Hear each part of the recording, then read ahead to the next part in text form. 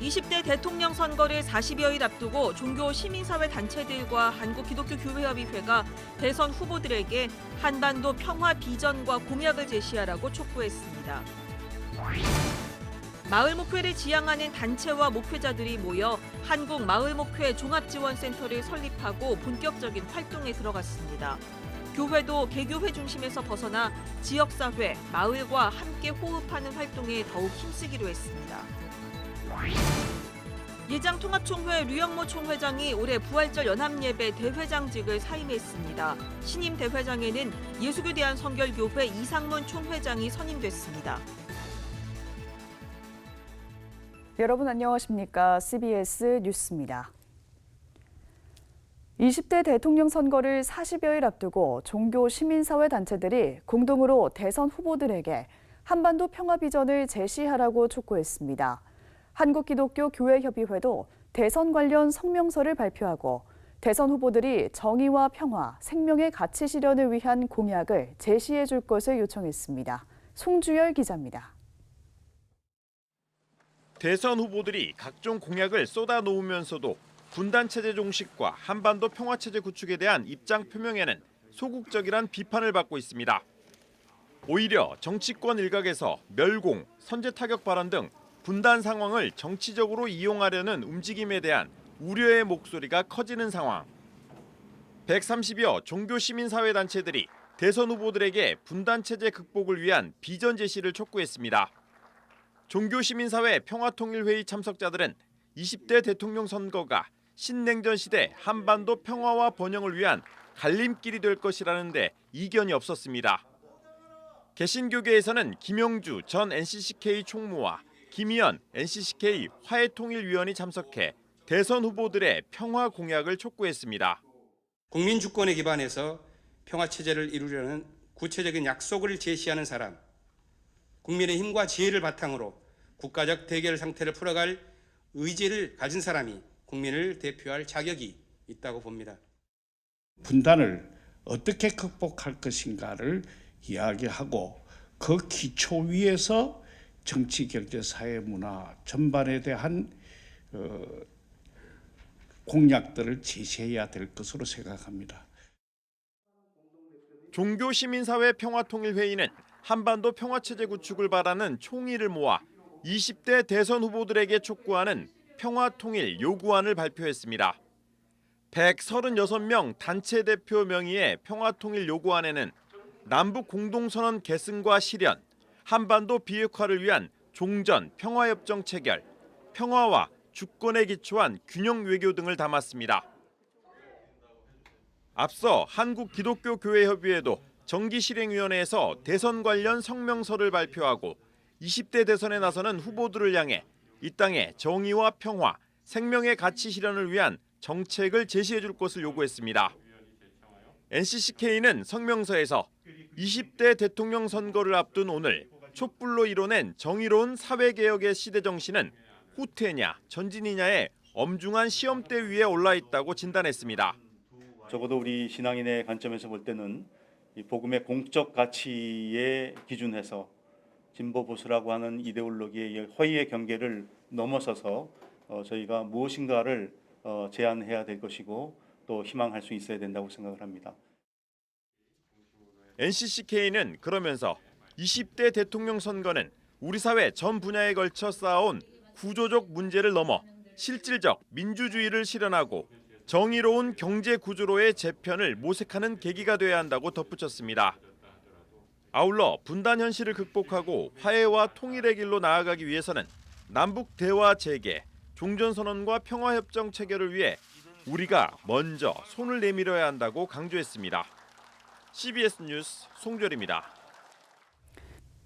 갈수록 파편화되어 가고 있는 사회에서 어려움을 서로 나눠줄 수 있는 공동체의 중요성이 점점 부각되고 있는데요. 교회도 개교회 중심에서 벗어나 지역사회, 마을과 함께 호흡하는 곳이 돼야 한다는 지적이 오랫동안 있어 왔습니다. 이 같은 마을 목회를 지향하는 단체와 목회자들이 한국마을목회 종합지원센터를 설립하고 본격적인 활동에 들어갔습니다. 이순규 기자입니다. 마을의 사전적 정의는 주로 시골 지역에서 여러 집이 한데 모여 사는 것을 말합니다. 마을의 핵심적 기능은 공동체성으로 마을 주민들끼리 어려울 때 서로 돕고 기쁜 일이 있을 때 함께 기뻐하는 겁니다. 흔히 마을이라고 하면 농어촌 지역을 생각하기 쉽지만 최근에는 도시에서도 마을이란 단어를 사용하며 공동체성을 강조하고 있습니다. 한국마을목회 종합지원센터 창립 기념 심포지엄 발제자로 나선 예장통합총회 한국교회연구원 노영상 원장은 하나님 나라를 동네, 즉 마을 속에 세우기 위한 목회가 마을 목회라고 정의했습니다. 한국교회의 안 좋은 이미지를 개선하고 신뢰도를 높이기 위해서는 지역 밀착형 사역, 즉 마을 목회가 반드시 필요하다는 겁니다. 노영상 원장은 교회가 마을 목회를 잘하기 위해서는 우선 교회 바깥과 소통이 가능한 언어를 사용해야 한다고 조언했습니다. 교회 안에 그 언어가 있고 교회 밖에 언어가 있는데 그 이중적인 언어를 통해서 교회 밖에 있는 사람들에게는 너무 교리적인 용어를 쓰지 않고 이제 그들에게 같이 공유할 수 있는 용어를 쓰는 게 좋다라는 거죠. 노영상 원장은 또 마을 목회는 교회의 문턱을 낮추는 목회 전략이라며 이를 통해 교회 바깥 사람들과 관계망을 확장해야 한다고 덧붙였습니다. 논찬자로 나선 실천신학대학원대학교 조성동 교수는 우리가 고백하는 하나님 나라는 마을에서 이루어져야 한다며 교회가 울타리를 벗어나 마을로 적극 뛰어드는 자세가 필요하다고 말했습니다. 무엇보다도 마을이 바로 우리가 만나는 세상이기 때문이지 않는가 이렇게 생각합니다. 우리가 생각하고 있는 공동신학이나 사회적 목회나 이런 것에 아주 축소된 복합적으로 나타날 수 있는 집약되어진 공간이 바로 저는 마을이라고 생각을 하고요. 실천신학대학원대학교 정재영 교수는 코로나19와 불확실성의 증가로 사람들의 불안감이 높아지고 있다며 교회가 마을 공동체 활동을 통해 이런 위험 요소들을 줄이는 것이 중요하다고 강조했습니다. 센터장 민건동 목사는 한국마을목회종합지원센터가 마을 목회를 꿈꾸는 목회자들에게 실질적인 도움을 줄 수 있도록 노력하겠다고 말했습니다. 또 마을 목회 이론을 정립하는 한편 조사와 연구를 통해 꾸준하게 정보를 제공하겠다고 덧붙였습니다. CBS 뉴스 이승규입니다.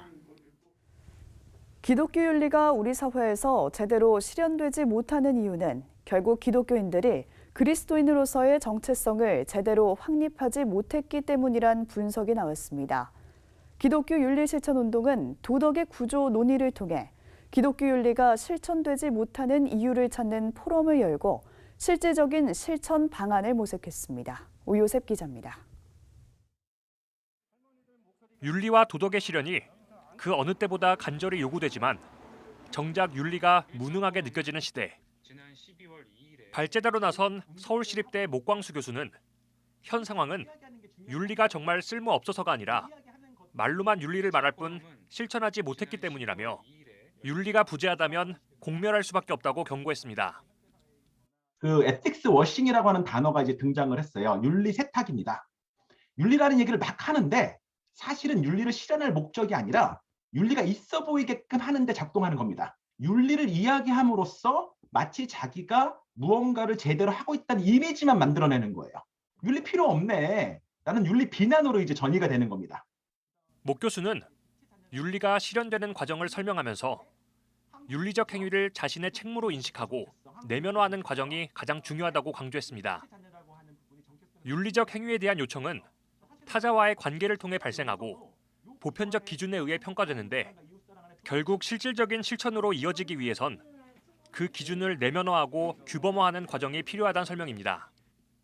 그리고 그 규범성은 정체성으로부터 나오는 것이라고 말했습니다. 즉, 성경이란 보편적 기준이 있음에도 불구하고 기독교 윤리가 제대로 실천되지 못하는 까닭은 결국 그리스도인으로서의 정체성이 제대로 서지 못했기 때문이란 분석입니다. 여러 가지 정체성 가운데 어디에 더 우위를 두고 있는가? 이건 선택의 문제인 겁니다. 내가 하나님의 자녀다, 빛의 자녀다 라고 하는 분명한 인식이 있다면, 그거에 대한 정체성이 확립돼 있다면 사실은 실천으로서 도모하는 기독교적 가치, 하나님 사랑과 이웃 사랑이 실천이 돼야 되는 거죠. 이번 포럼에선 특히 오늘날 한국교회는 윤리적 기준을 제시하려는 노력만 하고 있다는 지적과 함께 먼저 갱신과 각성을 통해 그리스도인의 정체성을 바로 세워야 한다는 점이 강조됐습니다. CBS 뉴스 오요셉입니다. 부활절 연합예배 대회장을 맡았던 대한예수교장로회 통합총회 류영모 총회장이 대회장직을 사임했습니다.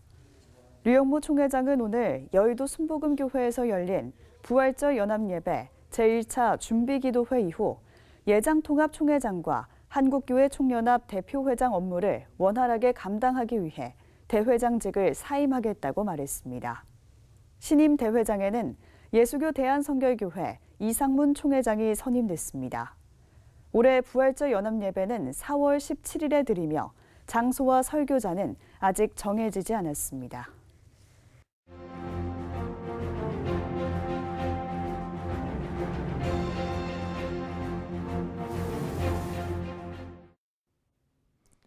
요즘 우리나라에서 최고의 관심사 중 하나가 대선입니다. 어떤 정치 평론가가 말하기를 이번 대선의 특징은 유권자들이 자신이 지지하는 후보에 대해서 후보자의 강점과 능력에 대해 집중하기보다는 다른 후보의 약점을 집요하게 공격함으로 지지 동력을 얻어내고 있다고 지적하는 것을 보았습니다. 참 슬프고 답답한 상황입니다. 이런 상황을 보면서 성숙한 시민의식이 어느 때보다도 중요하다는 생각이 듭니다. 많은 시간과 비용 지불이 필요하지만 성숙한 정치는 성숙한 시민의식 없이 불가능합니다. 그러기에 성숙한 시민의식을 위한 노력을 포기해서는 안 됩니다. 또 하나 성숙한 시민의식은 현대사회와의 특징과 관련됩니다. 초고도로 발달한 현대사회에는 사회 자체가 복잡하기도 합니다만 수많은 과제가 서로 연동된 특징을 가지고 있습니다. 개별적 과제가 없는 것은 아니지만 대부분은 복합적입니다. 갈등이 불가피할 수밖에 없습니다. 이런 문제를 극복하기 위한 근본적인 방법의 하나는 성숙한 시민의식을 갖는 것입니다. 이와 관련해서 몇 가지를 말씀드리고 싶습니다. 첫째는 나를 넘어서 너에게로, 우리를 넘어서 너희에게로 가는 이기적 경계를 넘어서는 것이야말로 진정으로 자신을 위한 것이라는 인식이 필요합니다. 사회가 복잡해지면 복잡해질수록 자기 방어 본능이 강화됩니다. 이 본능을 넘어서지 않는 한 함께 감당해야 할 고통의 무게는 가중될 것입니다. 자기를 보호하고 우리를 보호하는 방법으로 어쩌면 너를 보호하고 너희를 보호하는 방법을 택해야 할 수도 있습니다. 나와 너, 우리와 너희가 함께 걸을 수 있는 길을 찾는 지혜가 시민의식에 필요합니다. 두 번째는 적절성 찾기입니다. 인어공주가 꿈에 그리던 왕자를 만나기 위해서 두 다리를 얻는 대가로 아름다운 목소리를 기꺼이 포기한 이야기가 있습니다. 얻기 위해서는 내주는 것이 있어야 한다는 것을 아는 지혜가 필요합니다. 승자, 독식이란 말이 있습니다. 게임에서는 가능할지 모르겠습니다만 삶의 실제에서 일부가 힘과 열매를 독식하는 구조가 작동하면 우리 사회는 지옥이 될 것입니다. 함께 나누고 함께 살아가는 방식을 자꾸만 채용하는 지혜가 우리 의식에 필요합니다. 세 번째는 대안의식입니다.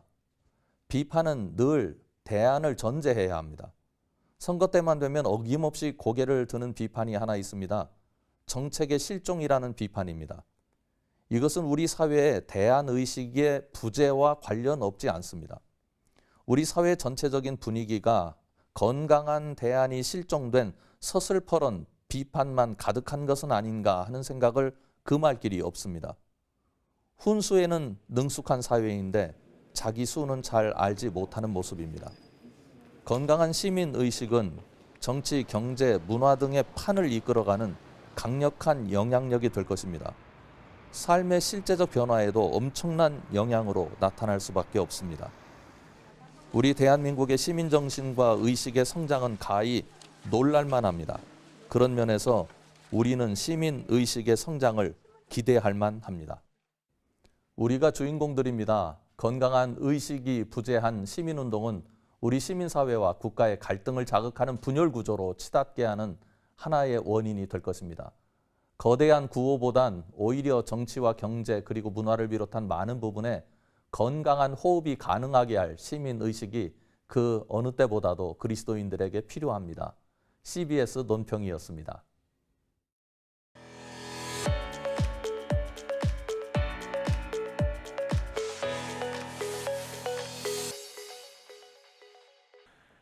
간추린 지역교계 소식입니다. 고신대학교 제9대 안민총장이 퇴임식을 가졌습니다. 안민총장은 임기 동안 함께해준 모든 이들에게 감사한다며 고신대학교를 향한 교단의 끊임없는 후원도 요청했습니다. 안동 기독교 총연합회는 정기총회를 열고 안동 동산교회 김형탁 목사를 신임 회장으로 추대했습니다.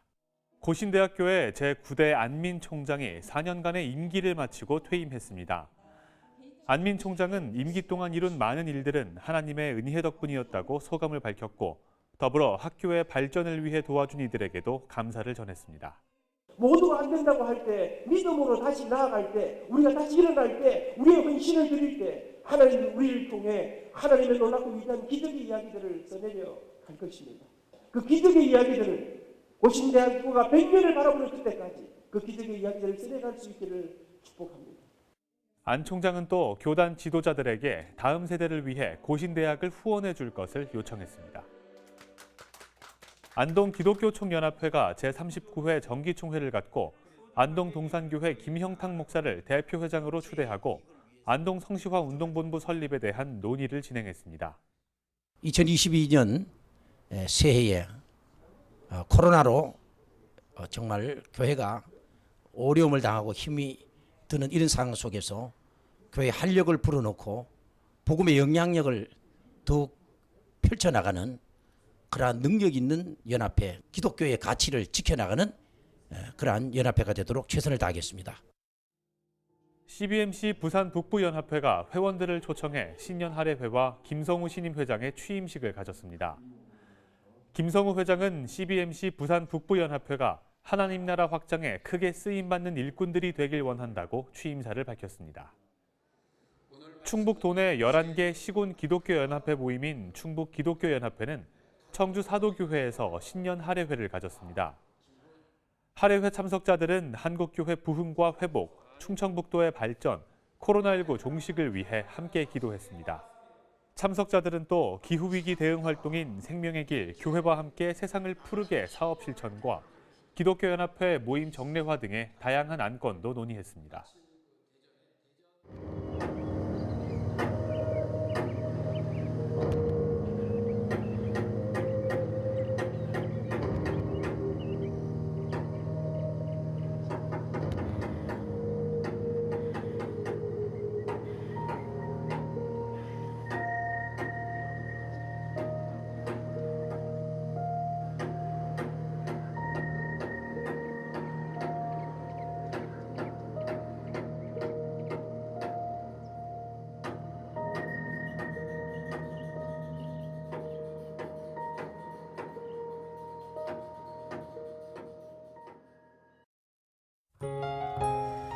내일은 전국이 흐린 가운데 낮 기온이 평년보다 높을 것으로 보여 비교적 포근하겠습니다.